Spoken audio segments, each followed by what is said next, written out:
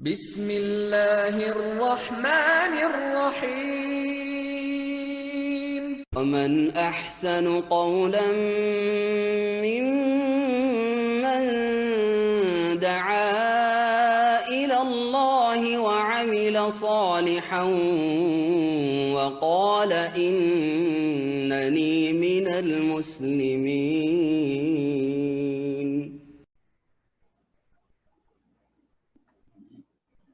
السلام عليكم ورحمة الله وبركاته.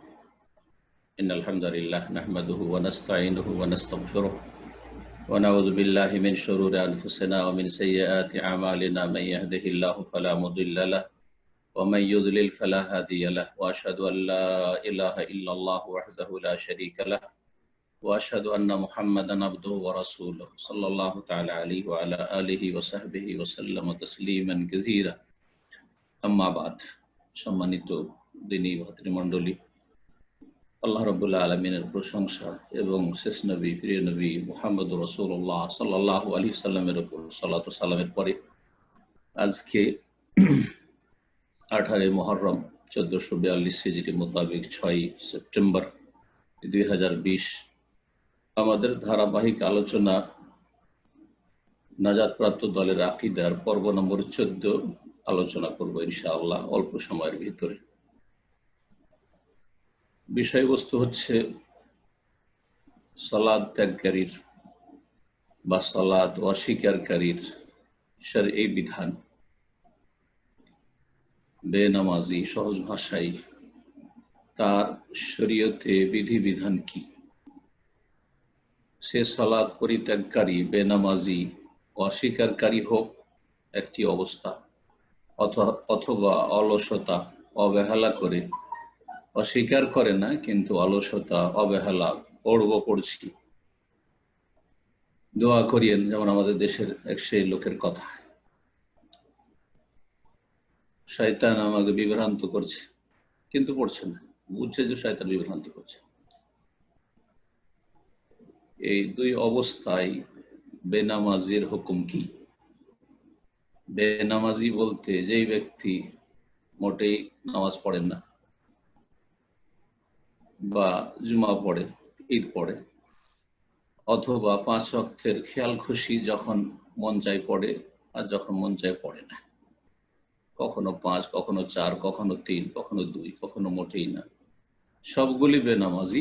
যুলমাতুম বা'দুহা ফাওকা বা'দ, সবাই অন্ধকারে, এক অন্ধকার আর এক অন্ধকারের চাইতে গভীর, কিন্তু সবাই বেনামাজি। এই বেনামাজিদের হুকুম এ হচ্ছে আজকের আলোচনা। বলছেন লেখক প্রশ্ন আকারে, মা হুকমু মান জাহাদা ওয়াহিদাম মিনহা আও আকাররা বিহি ওয়াস্তাকবারা আনহু। ইসলামের রুকুন নিয়ে আলোচনা হয়েছে বা ইসলামের স্তম্ভগুলি নিয়ে আলোচনা হয়েছে, তা হচ্ছে 5টি। লা ইলাহা ইল্লাল্লাহ মুহাম্মাদুর রাসূলুল্লাহ, এই দুটো বাক্যের সাক্ষ্য প্রদান করা, আশহাদু আল্লা ইলাহা ইল্লাল্লাহ ওয়া আশহাদু আন্না মুহাম্মাদুর রাসূলুল্লাহ, ওয়া ইকামুস সালাহ, সালাত 5 ওয়াক্ত কায়েম করা, ওয়া ইতাউজ যাকাত, যাকাত প্রদান করা, ওয়া সাওম রমাদান, রমজান মাসের সিয়াম পালন করা, হজ্জু বাইতুল্লাহিল হারাম, আর বাইতুল্লাহিল হারামের হজ করা। শুধু সালাত নয়, সালাত ছাড়াও যে ইসলামের অন্যান্য রুকনগুলি রয়েছে, সালাতের আগে কালিমার শাহাদাত, আর সালাতের সাথে সাথে বা তারপরে পরে যাকাত, তারপরে সিয়াম, তারপরে হজ, এগুলির কোনো একটি যদি অস্বীকার করে তাহলে তার হুকুম কি? তাহলে আমাদের বিষয়বস্তু আর একটু ব্যাপক হলো। বিশেষ করে বেনামাজির কথা আসছে, কারণ মুসলিম সমাজে বেনামাজি সবচেয়ে বেশি। অনেক বেনামাজি যাকাত দিয়ে থাকে, অনেক বেনামাজি সিয়াম পালন করে রমজান মাসের, অনেক বেনামাজি হজ করে থাকে। এই জন্য বিশেষ করে বেনামাজির কথা বললাম। সবচেয়ে বড় রোগ এটি, যেটি ইমান ভঙ্গকারী বিষয় সঠিক মতে। তো এই ইসলামের যে 5টি স্তম্ভ রয়েছে ফরজ, তার কোনো একটি যদি অস্বীকার করে তাহলে তার হুকুম কি, এটি প্রথম বিষয়। আর তারপরে আরেকটি বিষয় যেটা হচ্ছে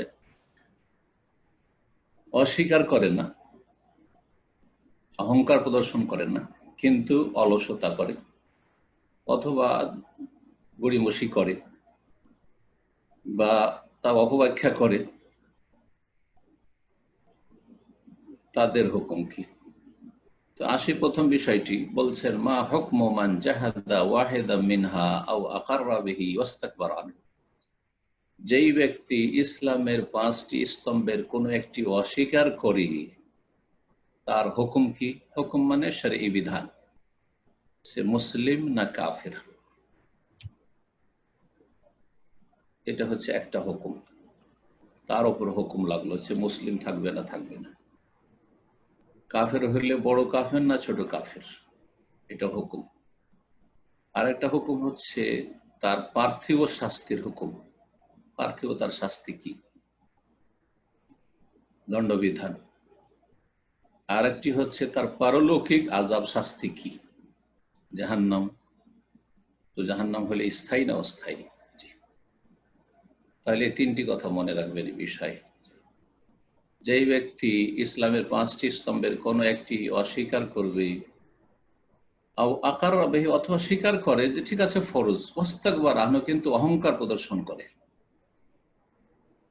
যেটা আমি করি না, ঠিক আছে ইসলাম আছে কিন্তু আমি করবো না, অহংকার প্রদর্শন করা।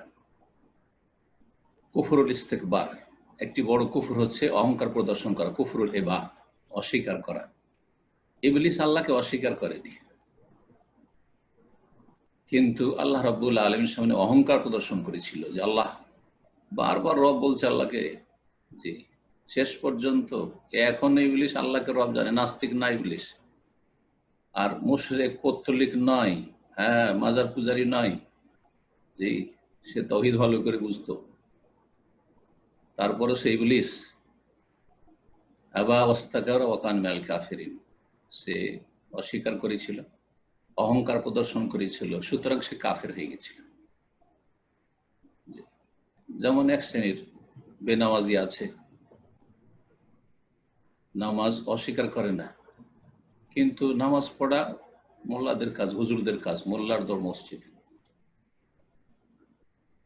নামাজ তোমাদের খুব সময় আছে তোমরা পড়া, আমার সময় নেই, অহংকার প্রদর্শন করে। সালাত নিয়ে, দিনের বিধিবিধান নিয়ে, ইসলামের ফরজগুলি নিয়ে উপহাস করা, তার কাজ কাম নেই, সে নামাজ পড়বে, মসজিদে ধর্ণা দিয়ে বসে থাকে, আমি ব্যস্ত। অহংকার প্রদর্শন করা, অহংকার অন্তরে থাকে মানুষের, আর তার বহিঃপ্রকাশ ঘটে কথায় কাজে। বলছেন উত্তরে, এর উত্তর, যদি কেউ ইসলামের, আবার বলছি প্রশ্ন, যে 5টি স্তম্ভ রয়েছে তার কোনো একটি অস্বীকার করে অথবা স্বীকার করে কিন্তু অহংকার প্রদর্শন করে, তাহলে তার হুকুম কি? বলছেন ইউকতালু কুফরান, তাকে হত্যা করা হবে, এটা পার্থিব দণ্ডবিধান। কুফরান, হ্যাঁ কাফির হওয়ার কারণে তার ওপর যে বিধান, শরঈ বিধান, যে সে কাফির, মুরতাদ, কাফির হয়ে গেছে, মুসলিমান নেই, তো তার এই কুফরির অপরাধে তাকে হত্যা করা হবে। ইসলামী দণ্ডবিধান মুসলিম সরকারের কাছে, যদি ইসলামের বাস্তবায়ন করে রাষ্ট্রীয় ক্ষেত্রে।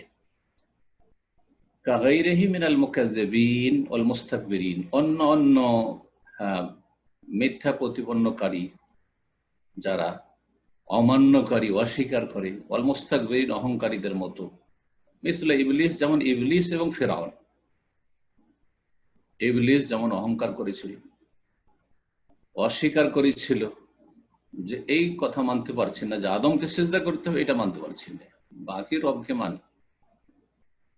ফিরআউন যেমন অস্বীকার করেছিল যে মূসার রবকে মানি না, বরং আল্লাহ কোরআনে বলছে জাহাদু বিহা ওয়াস্তাইকানাথা আনফুসুহুম যুলমান ওয়া উলুওয়া। এই ফিরআউন এবং ফিরআউনের সেনা বাহিনীরা ও জাহাদু বিহা, মূসা আলাইহিস সালামের নিয়ে আসা শরিয়াকে অস্বীকার করেছিল, বিধানকে অস্বীকার করেছিল। মূসা রসুল হয়ে এসেছে আর মূসার দাওয়াত কবুল করতে হবে, এটা অস্বীকার করেছিল। ওয়াস্তাইকানাথা আনফুসুহুম, অথচ তাদের মনে দৃঢ় বিশ্বাস ছিল, ইয়াকিন ছিল। তাহলে কেন অস্বীকার করলো বিশ্বাস থাকা সত্ত্বেও? যুলমান, সীমা লঙ্ঘন করে, বাড়াবাড়ি করে, উলুওয়ান, অহংকার প্রদর্শন করে। তো আশা করি বিষয়টি বুঝতে পেরেছেন। তাহলে যে ব্যক্তি ইসলামের 5টি স্তম্ভের কোন একটি অস্বীকার করবে, তার পার্থিব শাস্তি হচ্ছে মৃত্যুদণ্ড। অপরাধ কি? অপরাধ হচ্ছে সে কাফের মোরতাদ, যেহেতু ইসলাম থেকে বহিষ্কৃত, তাহলে বড় কুফর, ইসলাম থেকে যাতে বহিষ্কার হয়ে যায়। প্রশ্ন করছেন তারপরে মা হুকমু মান আকাররা বিহা, ওই ব্যক্তির হুকুম কি যেই ব্যক্তি ইসলামের এই 5টি স্তম্ভের সবগুলি স্বীকার করে, অঙ্গীকার করে যে ইসলামের 5টি ফরজ, ইসলামের 5টি রুকন আছে, সুম্মা তারা কাহা, কিন্তু তা পরিত্যাগ করে, আদায় করে না। সে লা ইলাহা ইল্লাল্লাহ মুহাম্মাদুর রাসূলুল্লাহ, অথবা লা ইলাহা ইল্লাল্লাহ মানে মুহাম্মাদুর রাসূলুল্লাহ মানে, এটি তো তাওহীদের কালিমা, কিন্তু তারপরে সালাত স্বীকার করে কিন্তু পরিত্যাগ করে, তারাকা তরক করে, অথবা যাকাত দেয় না কিন্তু অস্বীকার করে না, যাকাত দেওয়া উচিত কিন্তু কৃপণতার কারণে দেয় না।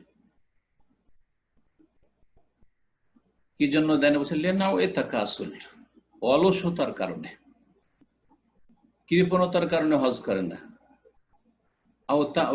অথবা অপব্যাখ্যা করে, সালাতের অপব্যাখ্যা করে। সালাত মানে এই সালাত নয় তোমরা যেটা বুঝেছো, হজ মানে এই হজ না যে এখানে আসতে হবে। যেমন রাফেজি শিয়াদের মধ্যে বাতেনি যতগুলো ফিরকা রয়েছে, ইসমাইলিয়া, আগা খানিয়া, মোহরা, তাদের ধর্মের ব্যাখ্যা আলাদা। সালাত মানে এই সালাত নয় 5 ওয়াক্ত, জাকাত মানে এই জাকাত নয়, হ্যাঁ, আর হজ মানে বাইতুল্লাহর হজ নয়, সিয়াম মানে এই সিয়াম নয়, অন্য ব্যাখ্যা আছে তার। বাতেনি আভ্যন্তরীণ ব্যাখ্যা রয়েছে, অন্য ব্যাখ্যা। তাওহীদ কেউ যদি এইরকম কাজ করে যে মানছে ইসলামের বিধিবিধান কিন্তু অলসতার কারণে ছাড়ছে, আসল বিষয় আমাদের এখানে যেটা সেটা হচ্ছে অলসতা। আজকাল অধিকাংশ বেনামাজি মুসলিম সমাজে যা নিজেদেরকে সুন্নিও বলছে, নিজেদেরকে হাফেজ শিয়া বলছে না, সুন্নি বলছে, রসুলের উম্মত বলছে, আর আল্লাহ এবং রসুলকে ভালোবাসার দাবিদার, কিন্তু অলসতা, অবহেলা, পড়ছি, আরে মেলায় সময় আছে, এখন তো বয়স হইল 20-30 হইল, সারা জীবন পড়ে আছে, তওবা করে নেব, অলসতা ভরে সালাত আদায় করছে না, কিন্তু স্বীকার করে যে সালাত ইসলামে আছে, নামাজ মানি। বলছেন আম্মা সালাত, এখানে তখন অলসতার কারণে যেহেতু ছাড়ছে, কালেমা তাওহীদের ক্ষেত্রে অলসতা করেও যদি ছাড়ে, কোনো অপব্যাখ্যা করে, তাহলে কাফের, লা ইলাহা ইল্লাল্লাহ মুহাম্মাদুর রাসূলুল্লাহর ক্ষেত্রে। কিন্তু বাকি থাকলো 4টি সালাত, যাকাত, সিয়াম, হজ। এই ক্ষেত্রে বলছেন আম্মা সালাত, সালাতের ক্ষেত্রে ফামান আখরাজাহা আন ওয়াক্তিহা বিহাযিহি সিফা, কেউ যদি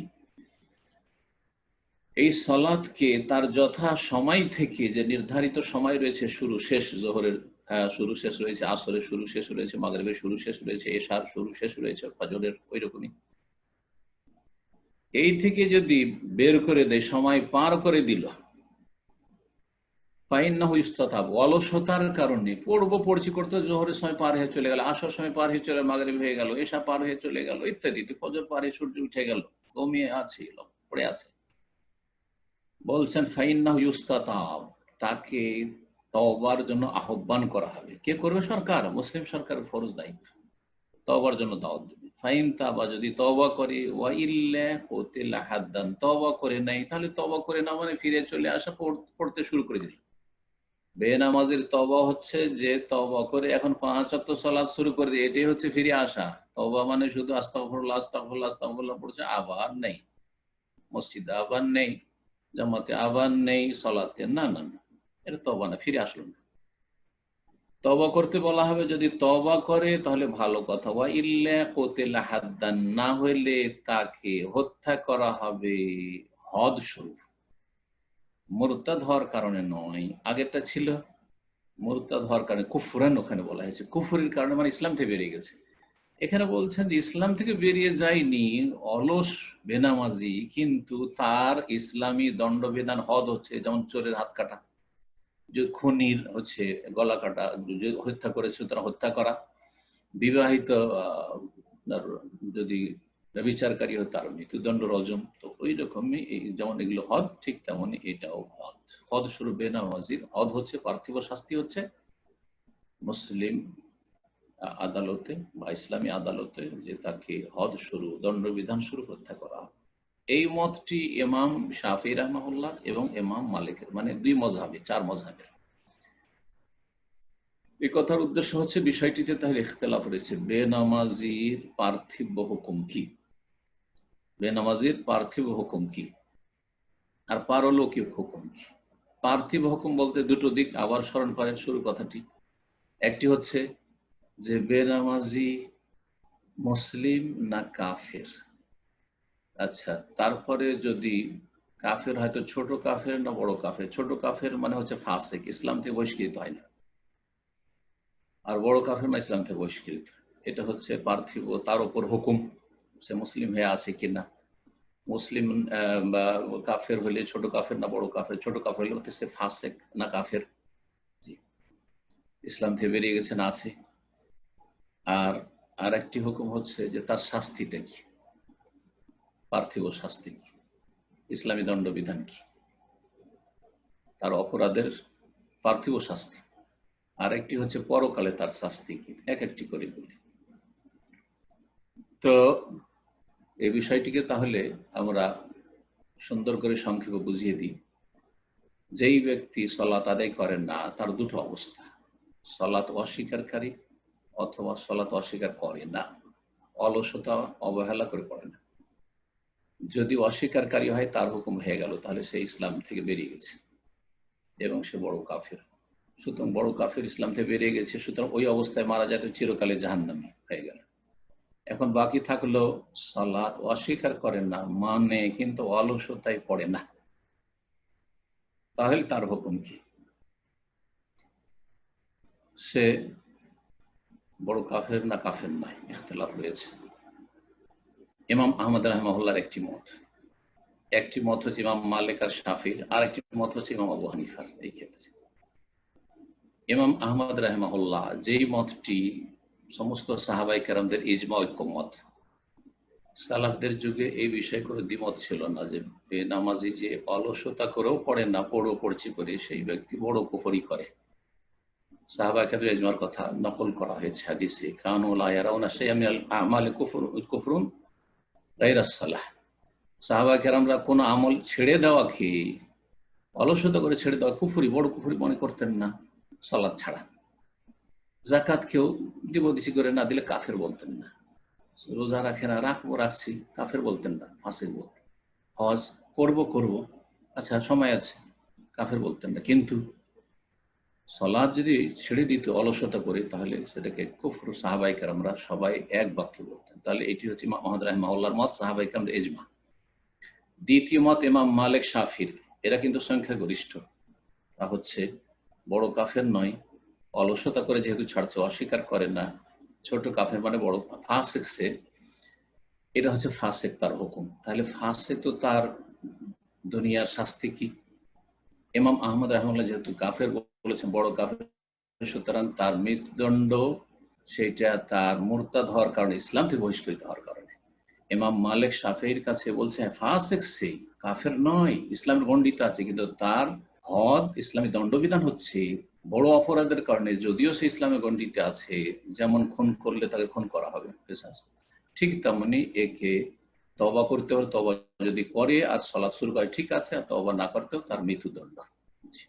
যে কথাটি লেখক পছন্দ করেছেন, তাহলে এটা হচ্ছে মাঝামাঝি হুকুম, যে সে মুসলিম থাকে ফাসিক গুনাহগার, কিন্তু তার শাস্তি হচ্ছে ইসলামী আদালতে মৃত্যুদণ্ড। ইমাম আবু হানিফা রাহিমাহুল্লাহ তিনি বলছেন সেই ব্যক্তি সালাত যে অস্বীকার করে না, অলসতা অবহেলা করে, সেই ব্যক্তি ফাসিক, ইসলামের গণ্ডিতে আছে, তার শাস্তি মৃত্যুদণ্ড নয়। কি তাহলে? তার শাস্তি আজীবন কারাগারে থাকা, জেল, বন্দি রাখো, যতক্ষণ পর্যন্ত তওবা করে 5 ওয়াক্ত সালাত কন্টিনিউ না করবে। যখন 5 ওয়াক্ত সালাত তওবা করে শুরু করে দিবে, অঙ্গীকার করবে, আর তাতে কোন রকমের অবহেলা করবে না, তখন তাকে বন্দি মুক্ত করা হবে। তো আশা করি বিষয়গুলি স্পষ্ট হয়েছে। পরকালের হুকুম ইমাম আহমদ, সাহাবায়ে কেরামরা যেহেতু তারা বলেছেন, আর এই মতটি সৌদি আরবের প্রায় সমস্ত আইম্মা কেরামদের, শেখ বিন বাজ, ইবনে উসাইমিন, শেখ সালেহুল ফাওজান, শেখ জবরিন, যত ওলামা কেরাম রয়েছেন, শেখ বিন উসাইমিন রাহমাতুল্লাহ আলাইহি কিতাব রয়েছে জি, হুকম তারিকিস সালাহ, যেটি আমি অনুবাদ করেছি, প্রায় 40 পৃষ্ঠার মতো।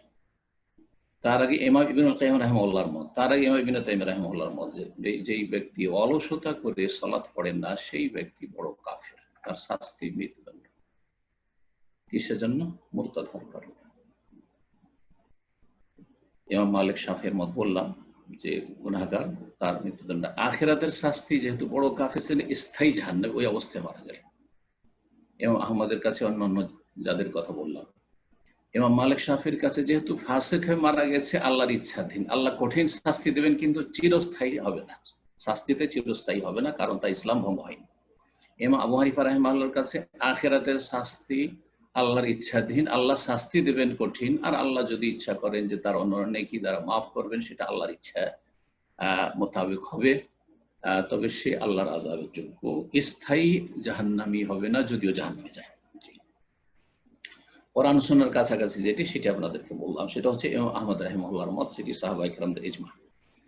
তো বিষয়টি অল্প সময়ে স্পষ্ট হয়েছে, আশা করি সালাতের গুরুত্ব বুঝবেন। তারপরে কেউ যদি বলে যে আহলে হাদিসের কাছে, সালাফিদের কাছে সালাতের গুরুত্ব নেই, তারা জাহেল, মূর্খ, অথবা তারা মিথ্যুক। দলিল কি?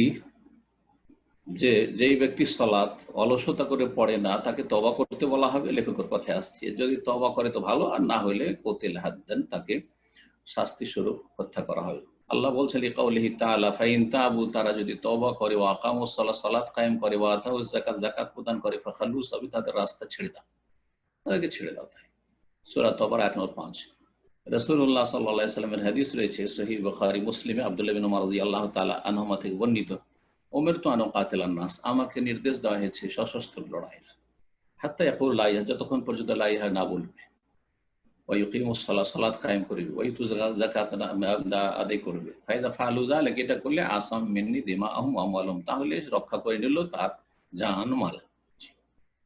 ইল্লা বিহাক্কিল ইসলাম, তবে ইসলামের হক-এ, 5 ওয়াক্ত নামাজি, কিন্তু কেউ যদি চুরি করে, হাত কাটা যাবে, তার রক্ত সুরক্ষিত করতে পারলো না। যদি জেনায় লিপ্ত হয়, বিবাহিত, তার মৃত্যুদণ্ড। এইরকমই যদি কেউ কোনো মুসলিম ব্যক্তিকে তার বিনা কোনো শরঈ কারণে হত্যা করে, তাহলে সেই ব্যক্তি, তাকে হত্যা করার কিসাস। যাকাতের ক্ষেত্রে বলছেন সালাতের বিধান তাহলে হয়ে গেল। ওয়াম্মা যাকাত, যাকাত ফাইন কানা মানিউ মিম্মান লা শাওকাতা লাহু, যাকাত যে দিচ্ছে না, তার সে যদি, বা সেই দলটি অত্যন্ত শক্তিশালী না হয়, মানে বিদ্রোহী গোষ্ঠী হতে পারেনি, একজন দুজন অল্প কিছু লোকেরা আছে, তাহলে আখাযাল ইমাম মিনহু কাহরান, তাহলে মুসলিম শাসক জবরদস্তি তাদের কাছ থেকে যাকাত আদায় করে নেবে, কারণ তাদের বিদ্রোহ করার ক্ষমতা নেই, অল্প সংখ্যক লোক আছে। ওয়ানাক্কালাহু বিআখযি শাইইন মিন মালিহা, তাকে শাস্তি দিয়ে, পানিশমেন্ট করবে তার উপর কিছু ফাইন লাগিয়ে, তার কিছু ধন সম্পদ নিয়ে, তাহলে আর্থিক ফাইন করার বিধান শরীয়তে রয়েছে। এই হাদিসটি তার প্রমাণ। রাসূলুল্লাহ সাল্লাল্লাহু আলাইহি ওয়াসাল্লাম বলেছেন, ওমান মানাহা, কেউ যদি যাকাত না দেয়, ফাআনা আখিযুহা, তাহলে আমি সেটা নেব, ওয়াশাতরু মালিহি, আর এবং তার অর্ধেক ধন সম্পদ নেব, মাহা, তার সাথে সাথে যাকাত নেব তার কাছ থেকে জবরদস্তি, এবং তার অর্ধেক ধন সম্পদ নেব, সেটা শাস্তি স্বরূপ। আর্থিক জরিমানা যে করা হয়, তার বৈধতা শরীয়তে আছে, এর দলিল এটি। এই হাদিসটি নাসাইতে রয়েছে, হাদিসটি হাসান লিজাতিহি।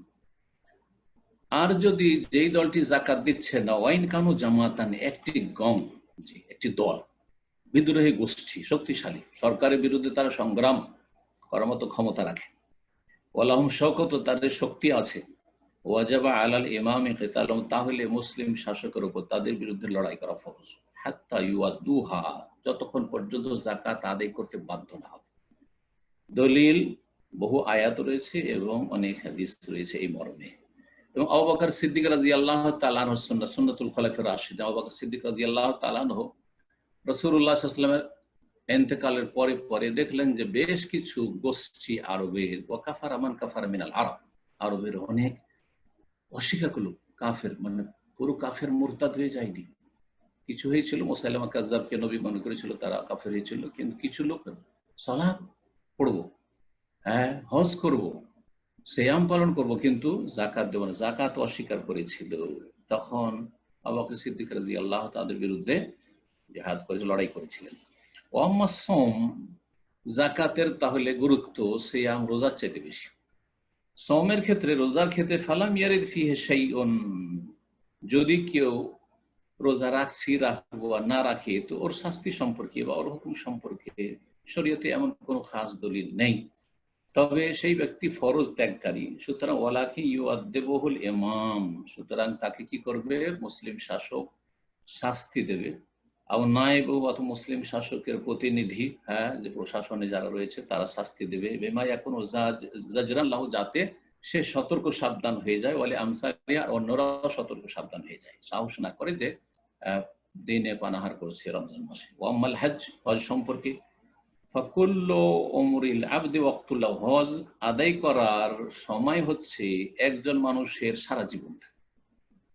জীবনে যে কোনো সময় আদায় করে নিতে পারলে হজ আদায় হয়ে যাবে। এই বছরই ফরজ হয়ে গেছে, কিন্তু আদায় না করলে সরকার তাকে শাস্তি দেবে না। ওয়াক্তুল্লাহ লা ইয়াফুতু ইল্লা বিল মউত, মারা গেলেই সে হজ তার ছুটে গেল।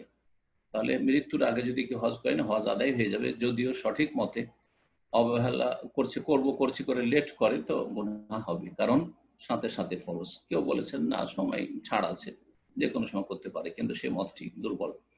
ওয়াল ওয়াজিবু ফিহি আল মুবাদারা, এই জন্য বলছেন ফরজ হচ্ছে, হজ ফরজ যেই বছর হবে সেই বছরই তাড়াতাড়ি করা, তাড়াতাড়ি করে হজটা করে নাও। ওয়াকাদ জাআল ওয়াইদুল উখরাওয়ি ফি তাহাউনি ফিহি, কেউ যদি হজ আদায় করতে অবহেলা করে তাহলে তার ক্ষেত্রে পারলৌকিক শাস্তির কথা হাদিসে এসেছে।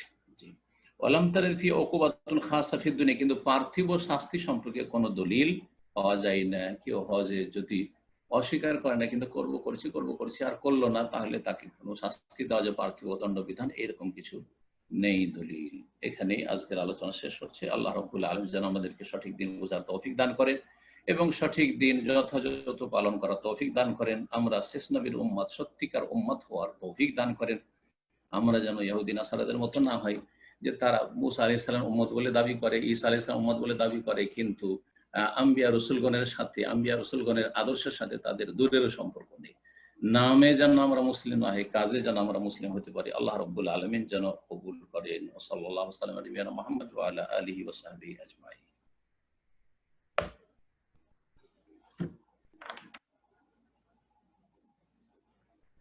আস্তাগফিরুল্লাহ।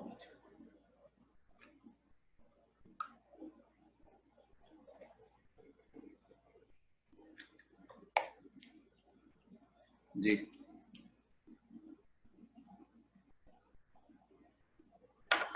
কি আকরাম ভাই নাই নাকি? আসসালামু আলাইকুম। আসসালামু ওয়া রাহমাতুল্লাহি ওয়া বারাকাতুহু। দাস শেষ হয়ে গেছে? সুবহানাল্লাহ। জি, আমি কথা বলছিলাম, আসলে কথা মনে শুনে জানি। জাযাকাল্লাহ খায়ের শেখ। তো ইনশাআল্লাহ আমরা এখন প্রশ্ন পর্ব যাচ্ছি। শুরুতেই যেটা বলছিলাম, ব্রাদার এন্ড সিস্টার যারা লাইনে আছে, ইনশাআল্লাহ আমাদের আজকে সংক্ষিপ্ত আকারে প্রশ্ন পর্ব হবে। আমরা সংক্ষিপ্ত কয়েকটি প্রশ্নের মাধ্যমে আমরা আমাদের প্রোগ্রাম আজকে শেষ করবো ইনশাআল্লাহ। তো শুরুতেই প্রশ্ন করবেন একটা, আসলে আমার লাইনটা সমস্যা করছে। ইনশাআল্লাহ একটা মিনিট সময় দিন ইনশাআল্লাহ। জি শেখ, আমাকে শুনতে পাচ্ছেন? জি শুনছি, আমি শুনতে পাচ্ছি। ওকে ইনশাআল্লাহ। জি, তো ইনশাআল্লাহ শুরুতে প্রশ্ন করবেন জাহিদুল আলামিন, আপনি প্রশ্ন করুন।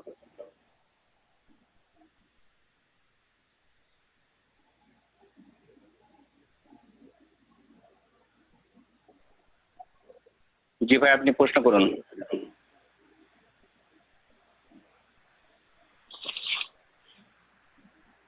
হ্যালো, আসসালামু আলাইকুম।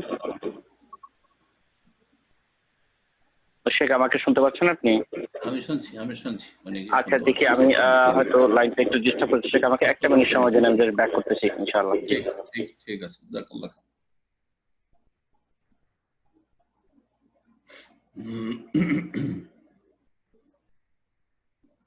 আসসালামু আলাইকুম ওয়া রাহমাতুল্লাহ। ওয়ালাইকুম আসসালাম ওয়া রাহমাতুল্লাহি ওয়া বারাকাতুহু। সম্ভবত আসলে আমি একটু অডিও সিস্টেম ডিফারেন্ট ওয়েতে লাইনে আসছিলাম, সম্ভবত আমাকে কেউ শুনছিল না আর কি, ব্রাদাররা হয়তো শুনছেন না। তো যাই হোক, আমি এই মুহূর্তে রিকোয়েস্ট করব আমাদের ব্রাদার জাহিদুল আলামিনকে প্রশ্ন করার জন্য। আপনি যদি আমাকে শোনেন, আপনি প্রশ্ন করুন। যাই হোক, সম্ভবত লাইনে প্রবলেম হচ্ছে, তো এই পর্যায়ে প্রশ্ন করবেন জাহাঙ্গীর, আপনি প্রশ্ন করুন। আসসালামু আলাইকুম রহমতুল্লাহি ওয়া বারাকাতুহু। আমি ওয়ালাইকুম আসসালাম ওয়া রাহমাতুল্লাহি ওয়া বারাকাতুহু। জি ভাই বলেন। জি, আপনার শরীর খারাপ শুনলাম। জাযাকুমুল্লাহ খাইর। আল্লাহ আল্লাহ ভালো শিফা দিক। করুন। প্রশ্নটা ছিল যে আপনার এক বোনের পক্ষ থেকে আম, আম, খারাপ চেহারা বা আপনার একটু অসুন্দর আর কি দেখতে, তো এরকম রুকিয়া করতে পারবে কিনা বিয়ে শাদীর জন্য আর কি। আম, তো এই জন্য একজন প্রশ্ন করেছে আর কি। আচ্ছা, আর বিসমিল্লাহির রুকিয়া করলে রহমানির শরীর রহিম। ঠিক আছে, রুক- বিসমিল্লাহির রহমানির রহিম হয়ে গেছে না প্রশ্ন? বলতেছিলাম রুকিয়া করলে নাকি শরীর খারাপ হয় একজন বলেছেন, তো এটা কতটুকু সত্য আর কি। বিসমিল্লাহির রহমানির রহিম, আলহামদুলিল্লাহ ওয়াসসালাতু ওয়াসসালামু আলা রাসূলিল্লাহ ওয়া আলা আলিহি ওয়া সাহবিহি ওয়া মান ওয়ালা, আম্মা বাদ। বলছেন যে কোন একজন বোন দেখতে অত সুন্দরী না বা অসুন্দরী, তো বিয়ে শাদী যাতে তাড়াতাড়ি হয় এই জন্য কি রুকিয়া করতে পারবেন? না, এরকম কোনো রুকিয়া নেই। বিয়ে শাদী তাড়াতাড়ি হয় সেজন্য রুকিয়া করবেন, এটি বিদআত। জি, বিয়ে শাদী মনের একটি আশা, যে আশা পূরণের জন্য দোয়ার রাস্তা খোলা আছে, রব্বুল আলামিনের কাছে দোয়া করবে, কিন্তু সেই জন্য রুকিয়া করবে মানে কিছু দোয়া, আয়াত, সূরা অথবা কিছু জিকির আজকার পড়ে শরীরে দম করবেন, ফুঁক দিবেন, এটি বিদআত। রুকিয়া অসুখ বিসুখের ক্ষেত্রে, সেই অসুখ বিসুখ অলরেডি হয়ে গেছে অথবা কোন রকমের কিছু আশঙ্কা করছেন, সেই ক্ষেত্রে হতে পারে, বা সন্দেহ করছেন যে এরকম কিছু হয়েছে নাকি, তাহলে যদি সন্দেহ হয় যে কেউ হয়তো সেখানে জাদু টোনা করেছে অথবা বদনজর লেগেছে, এক কথায় আক্রান্ত, আহ, অথবা জিন শয়তান স্পর্শ করেছে, এরকম কিছু যদি হয় তাহলে রুকিয়া, অথবা শারীরিক অসুস্থ, জ্বর হয়েছে, শরীর ব্যথা কোথাও, এগুলোর ক্ষেত্রে রুকিয়া ঝাড়ফুঁক। রুকিয়া মানে ঝাড়ফুঁক করা, দম করা। আর কোন মনের কামনা বাসনা পূরণ করার জন্য রুকিয়া করা, হ্যাঁ, কোন বালা মুসিবত এসছে সেজন্য শরীরে ঝাড়ফুঁক করছেন, না না না না, শারীরিক যদি অসুস্থতা থাকে বা এরকম কিছু তাহলে, কিন্তু কোন মনের কামনা বাসনা পূরণ জন্য রুকিয়া করা ইসলামে নেই। রুকিয়া করলে অসুস্থ হয়ে যান, বিদআত করলে তো অসুস্থ হবে, সুন্নতের অনুসারী হবে, কেন খেয়াল খুশি দিন পালন করবেন। জি, আল্লাহ রাব্বুল আলামিন যেন বেশি বেশি দোয়া করার তৌফিক দেন। আল্লাহ বলছেন উদউনি আস্তাজিব লাকুম, আমার কাছে দোয়া করো, আমি তোমাদের ডাকে সাড়া দেব, দোয়া কবুল করব। জি, বিভিন্ন সময়গুলিতে দোয়া দ্রুত কবুল হয়, দোয়া করেন। জুমাবারে দোয়া করেন, বিশেষ করে আসর থেকে মাগরিবের মাঝে, রাতে উঠে তাহাজ্জুদ পড়ে দোয়া করেন, সিজদায় লুটিয়ে পড়ে দোয়া করেন, আযান ইকামতের মাঝখানে দোয়া করেন, কদরের রাতে দোয়া করেন, দোয়া করেন, আল্লাহ রাব্বুল আলামিন দোয়া শুনবেন। তারপরে আল্লাহ রাব্বুল আলামিন কাউকে সুন্দর করেছেন, কাউকে সুন্দর করেননি, সেটি আল্লাহ রাব্বুল চূড়ান্ত ফয়সালা। সুন্দরী নন সেই জন্য বিয়ে শাদী হচ্ছে না এমন কথা নয়, হয়তো বাহ্যিক সেটা আমরা মনে করছি, কিন্তু আল্লাহর ওতে চূড়ান্ত ফয়সালা উঠে আছে। আর যদি বিয়ে শাদী কারণ নাও হয় তো ধৈর্য ধারণ করতে হবে, এটিও একটি বালা বিপদের মতো। আমরা বহু বিপদ আপদে ধৈর্য ধারণ করে থাকি, আল্লাহ সব ক্ষেত্রে ধৈর্য ধারণ করতে বলেছেন, ওয়াসবির ওমা সাবরুকা ইল্লা বিল্লাহ, ইন্নাল্লাহা মাআস সাবিরিন, ধৈর্যশীলদের সাথে আল্লাহ রয়েছেন। জি, আল্লাহ এর উত্তম বদলা দেবেন। কারো চোখ নিয়েছেন, কারো সুস্থতা নিয়েছেন, কারো কিছু হতাহত হয়েছে, কারো আপনজন চলে যাচ্ছে, সব ক্ষেত্রে সবর করতে হবে। ফাসবির সাবরান জামিলা, সুন্দরভাবে ধৈর্য ধারণ করতে হবে বিনা কোনো কমপ্লেন অভিযোগ। আল্লাহ যেন ধৈর্য ধারণের তৌফিক দান করেন, এবং ধৈর্য ধারণের সাথে এবং সলাতের সাথে আল্লাহর কাছে দোয়া করতে, ওয়াস্তাইনু বিস-সাবরি ওয়াস-সালাহ, তাহলে আল্লাহ রাব্বুল আলামিন ইনশাআল্লাহ দোয়া শুনবেন। আল্লাহ যেন ভালো নেক সঙ্গীর ব্যবস্থা করে দেন ওই বোনকে। জি, ইনশাআল্লাহ, জাযাকাল্লাহ খাইরান। এই পর্যায়ে প্রশ্ন করবেন মাহমুদ খান, আপনি প্রশ্ন করবেন। আসসালামু আলাইকুম শাইখ। ওয়ালাইকুম আসসালাম ওয়া রাহমাতুল্লাহি ওয়া বারাকাতুহু। বাংলাদেশ থেকে বলতেছিলাম শাইখ। ইনশাআল্লাহ, বলেন বলেন। আলহামদুলিল্লাহ। আমার প্রশ্ন, এক বোনের বিয়ের কথা হচ্ছে, বোন চায় দিনদারিতা, ছেলের দিনদারিতা, এবং পাচ্ছে, কিন্তু বোনের ভাই বোন এক দিনদারিতার দিকে প্রাধান্য দিচ্ছে, কিন্তু বোনের দোলা ভাইরা যদি দিনদারিতার দিকে প্রাধান্য না দেয়, এমন যদি হুমকি দেয় যে তোমরা যদি এরকম দিনদারিতা দেখো তাহলে আমরা সম্পর্ক রাখবো না, সেক্ষেত্রে ইসলামের কি বিধান আছে দেখেন, কিংবা কি করণীয়? জি জি জি, বিয়ে শাদী কোনো মেয়ের দেওয়ার জন্য তার যে অভিভাবক রয়েছে সেই অভিভাবক পুরো মালিকানা রাখে। বাবা যদি বেঁচে থাকেন তিনি অভিভাবক, অন্য কারো মত থাক আর নাই থাক, ছেলেদের মতামত পরামর্শ নিতে পারে, স্ত্রীর পরামর্শ নিতে পারে, কিন্তু তারা অভিভাবকত্ব রাখে না। বাবা নেই তখন দাদা, দাদা অভিভাবক, দাদা নেই বাবা নেই দাদাও নেই তখন ভাই, হ্যাঁ বড় ভাই অথবা ভাইদের মধ্যে যে বেশি জ্ঞানী, বিষয়গুলিতে ইখতিলাফ রয়েছে মাসাইলে, তো ভাই যে বেশি নেক হবে অথবা যে বড় মর্যাদার দিক থেকে বয়সের দিক থেকে তিনি বিয়ে দিবেন। অন্যরা কে কি বলছে দেখার বিষয় নাই। আর দুলাভাইদের কথা বলছেন, তাদের তো ইসলামে সামান্যতম কোনো মতের মূল্য নেই। আমাদের সমাজে দুলা ভাই যারা কারো মেয়ে বিয়ে করে তারা মনে করে যে আমরা আমাদের দাপট খাটবে শ্বশুর বাড়িতে, এটা নাজায়েজ হারাম। আপনার ওখানে দখলদারি কি আছে যে আপনার শ্বশুর তার অন্য মেয়েদের কোথায় বিয়ে দেবে না দেবে সেটা তাদের ব্যাপার। হ্যাঁ, তার ভাইয়েরা অভিভাবক, আপনার কোন অধিকার আছে? আপনি যেটা বিয়ে করেন সেটার মালিক হয়েছেন আপনি, তাকে আপনার কন্ট্রোলে রাখেন, বৈধভাবে রাখেন আপনি। হ্যাঁ, সে আপনার আয়ত্ত থাকবে, আপনার শালীর উপর কিসের অধিকার আছে? জাহেল মূর্খ সমাজ। জি হ্যাঁ, সুতরাং এইসব মূর্খগুলো সম্পর্ক ছেদ করুক, কোনো অসুবিধা নেই, বরং এইসব মূর্খগুলিকে শিক্ষা দেওয়া উচিত। এদের সামান্যতম ইসলামের দৃষ্টিতে কোনো মূল্য নেই তাদের মতামতের। জি, জাযাকুমুল্লাহ। বারাকাল্লাহু ফিকুম। এই পর্যায়ে প্রশ্ন করবেন আফরোজা আক্তার, আপনি প্রশ্ন করুন।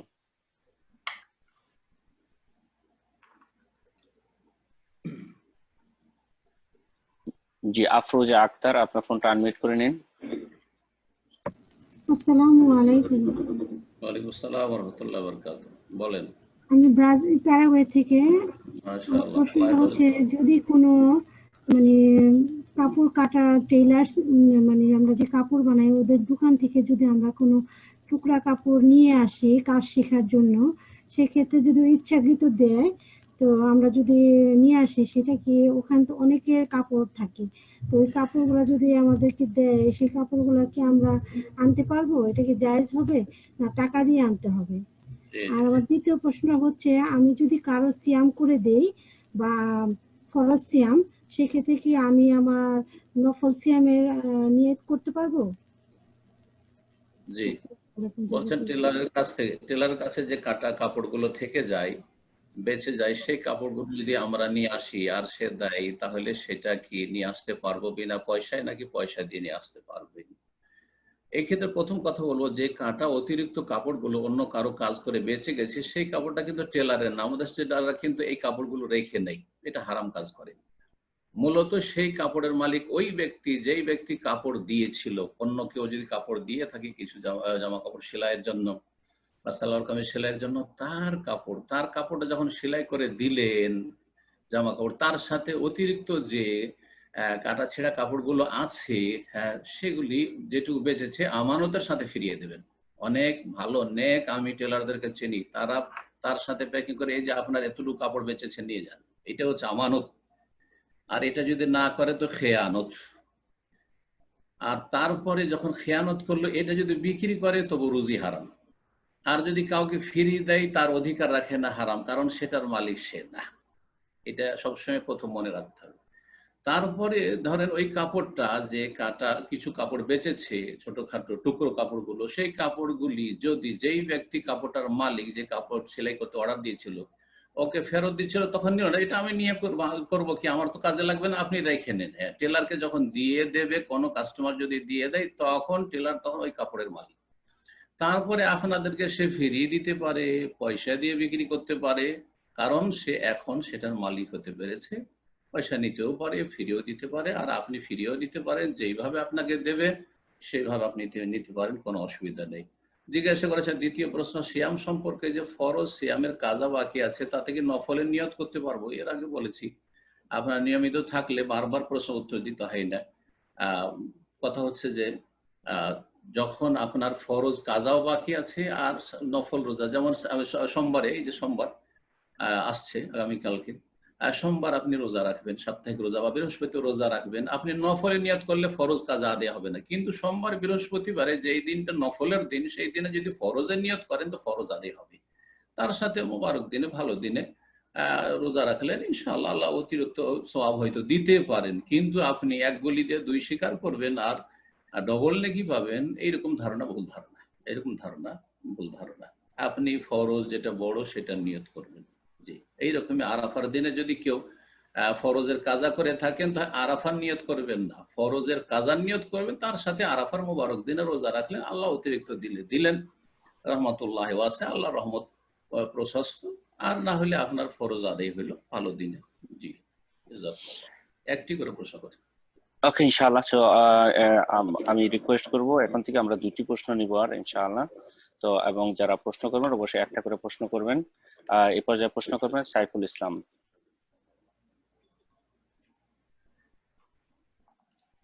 আসসালামু আলাইকুম।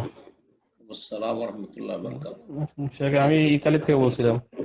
মাশাআল্লাহ। আমার প্রশ্নটা হলো, ওই আযান এবং ইকামতের মধ্যে যদি শুদ্ধ না হয় তাহলে নামাজে কোনো ক্ষতি হবে কিনা?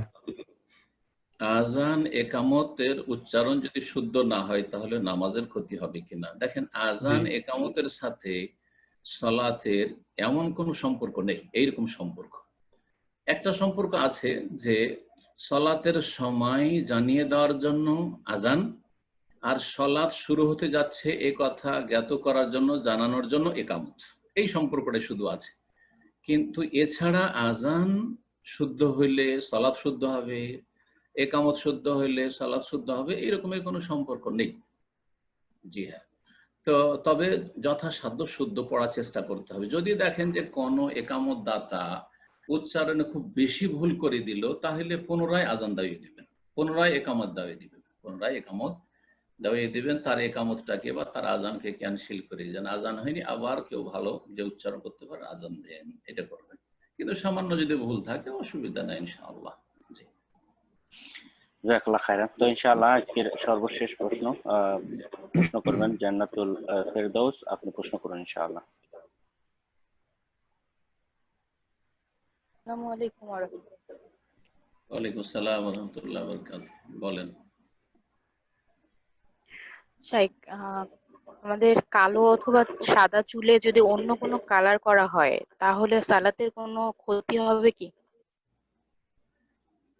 কালো চুল অথবা সাদা চুলকে অন্য কালার করা হয়, যদি সাদা চুল হয় আর সেটাকে মেহেদির রং করে অথবা ব্রাউন রং করে, মেহেদি হেন্না এবং কাতাম মিলানে ব্রাউন হয়, একেবারে কালো হয় না, কিন্তু কালো আর যে মেহেদির রং রয়েছে তার মাঝামাঝি, তো এটাও শরীয়তে স্বীকৃত, জায়েজ আছে। কিন্তু অন্য রং মানে ইউরোপিয়ান বা সাদা, যারা শ্বেতাঙ্গ, তাদের চুলের রং যদি কেউ করে কালো রং, কালোকে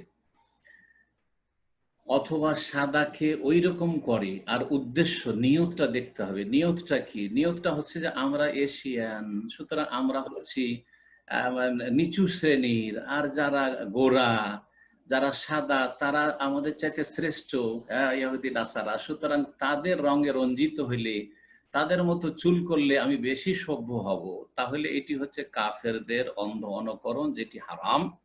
তাশাব্বুহ বিল কুফফার, কাফেরদের সদৃশ্যতা হারাম। এবং রাসূলুল্লাহ সাল্লাল্লাহু আলাইহি ওয়াসাল্লামের সুনান আবু দাউদের হাদিস রয়েছে, মান তাশাব্বাহা বিকওমিন ফাহুয়া মিনহুম, কেউ যদি কোন বিজাতি সম্প্রদায়ের সদৃশ্যতা অবলম্বন করে, তাদের মতো হয়, তাহলে তাদের দলভুক্ত হবে। সেই জন্য এটি তখন মারাত্মক হয়ে যাবে, মারাত্মক হয়ে যাবে। এই জন্য যারা আজকাল চুলের কাটিং, আজকাল ছেলেরা চুলের কাটিং করছে কাফেরদের মতো, সেটা যে কোনো কাফের হোক না কেন, এইরকমই তাদের বেশভূষা দেখলে তাদের মতো লাগে। আজকাল এক শ্রেণীর দাড়ির কাটিং আছে, দাড়ি ইহুদি নাসারা বা হিন্দুরা যে ফ্যাশনে, কাফেররা যে দাড়ি রাখে সেই দাড়ি।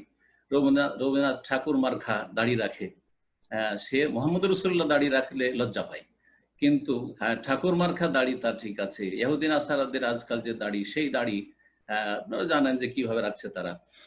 এইরকম যদি রাখে তাহলে সেই ব্যক্তি তাদের দলভুক্ত হবে, তাদের সাথে হাসুর হবে, কিয়ামতের দিন তাদের সাথে উঠবে, তাদেরকে ভালোবেসেছে, তাদের ফ্যান হয়েছে, সেজন্য ওই হাদিসগুলি ফিট হবে। এইরকম লোকদের ক্ষেত্রে আল মারউ মান আহাব্বা মা মান আহাব্বা ইয়াউমাল কিয়ামা, যে যাকে দুনিয়াতে ভালোবেসেছে তার সাথে উঠবে।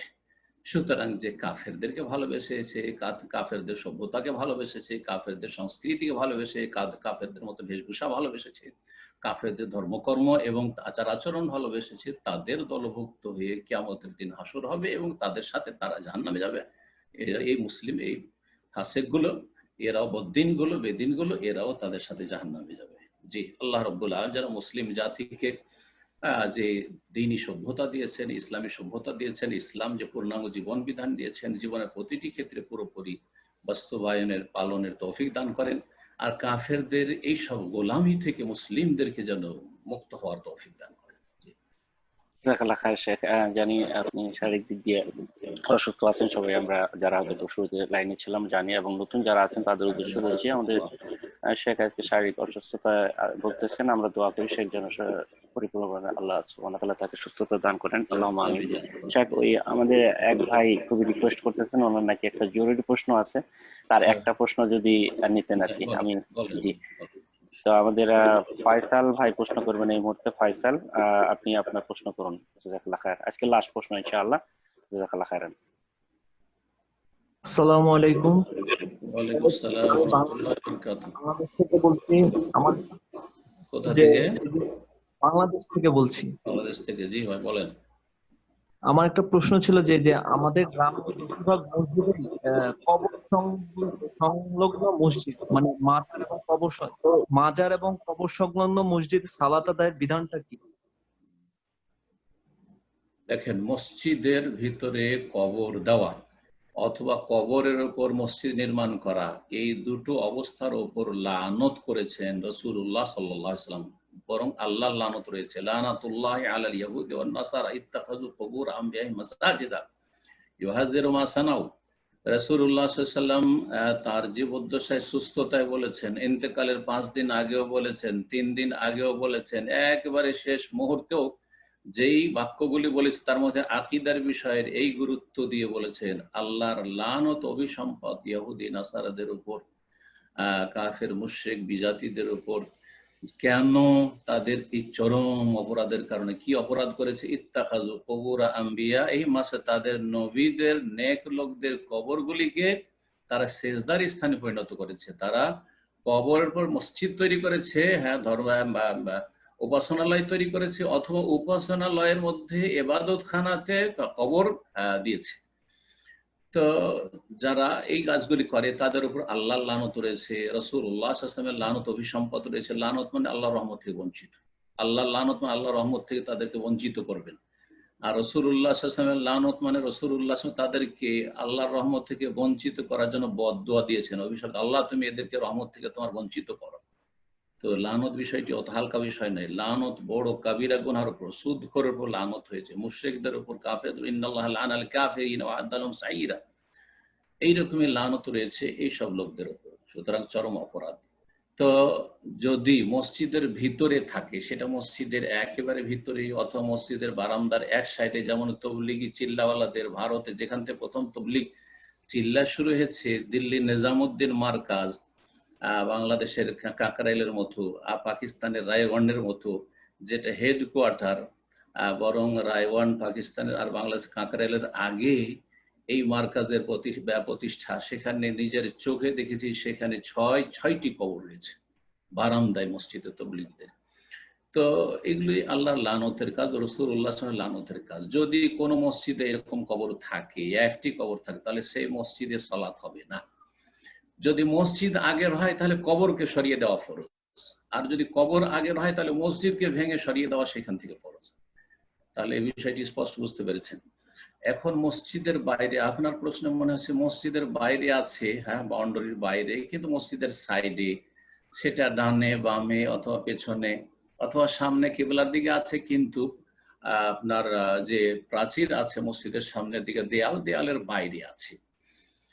এইরকম অনেক জায়গায় কবরস্থান আছে বা মাজার আছে, আর তার ওখানে মসজিদ আছে। তো মসজিদের যেহেতু বাইরে কবর রয়েছে, সেজন্য ওলামারা বলেছেন সেই মসজিদে সালাত জায়েজ, কিন্তু যদি সম্ভব হয় সেখান থেকে, আর মসজিদ পরে হয়েছে তো মসজিদ সরিয়ে নিতে হবে। বিশেষ করে অনেক ওলামারা বলেছেন যদি কিবলার দিকে কবরগুলি থাকে, যদিও প্রাচীরের বাইরে, কেউ কেউ বলেছে এখানেও সালাত হবে না, কিন্তু এর জন্য স্পষ্ট দলিল দেওয়া বা সম্ভব নয় তাদের, কারণ মসজিদের ভিতরে তার কবর নেই। তবে ফিতনার কারণ এইভাবে যে কোনো জাতি শিরকে লিপ্ত হয়েছে, কবর মাজারের পূজা হচ্ছে আর সেখানে মসজিদের সালাত পড়ছে, আর অধিকাংশ লোক দিন তো জানে না, সুতরাং মনে করবে যে এই যে কবরগুলি আছে এরা আল্লাহর ওলি না হলে কি মসজিদের আশেপাশে তাদের কবর দেওয়া হয়? নিশ্চয়ই আল্লাহর ওলি আছে। এইভাবে মাজার পূজা শুরু হয়েছে, এইভাবে মাজার পূজা শুরু হয়েছে। সুতরাং এইরকম জায়গা থেকে মসজিদ সরিয়ে নিতে হবে যদি মসজিদ পরে হয়, আর যদি কবর হয়ে থাকে পরে তাহলে কবরগুলিকে সরিয়ে দিতে হবে আম কবরস্থানে, যাতে করে মুসলিম জাতি শিরকের বড় ফিতনা থেকে মুক্ত থাকতে পারে। আল্লাহ রাব্বুল আলামিন যেন আমাদের সমাজকে, দেশকে, জাতিকে, সারা বিশ্বকে শিরকুফরি মুক্ত হওয়ার তৌফিক দান করেন, তৌহিদ এবং সুন্নাহর দিকে ফিরে আসার তৌফিক দান করেন, বিদআত মুক্ত হওয়ার তৌফিক দান করেন, এবং আমাদেরকে সহিহ শুদ্ধ ইবাদত বندگির তৌফিক দান করেন, দ্বীন শিখার তৌফিক দান করেন, দ্বীনের উপর আমল করার তৌফিক দান করেন, দ্বীনের নির্ভেজাল দাওয়াতের তৌফিক দান করেন। আল্লাহ আমাদের দুনিয়া আখিরাতে যেন সার্বিক বরকত দান করেন এবং সমস্ত রকমের অনিষ্ট থেকে, বালা মুসিবত থেকে, রোগ থেকে আর অপ্রীতিকর অবস্থা থেকে আল্লাহ যেন আমাদের সকলের প্রত্যেক মুমিন মুমিনাতের হেফাজত করেন। ওয়াজাযাকুমুল্লাহু খাইরান। وسبحان ربك رب العزة عما يصفون وسلام على المرسلين والحمد لله رب العالمين।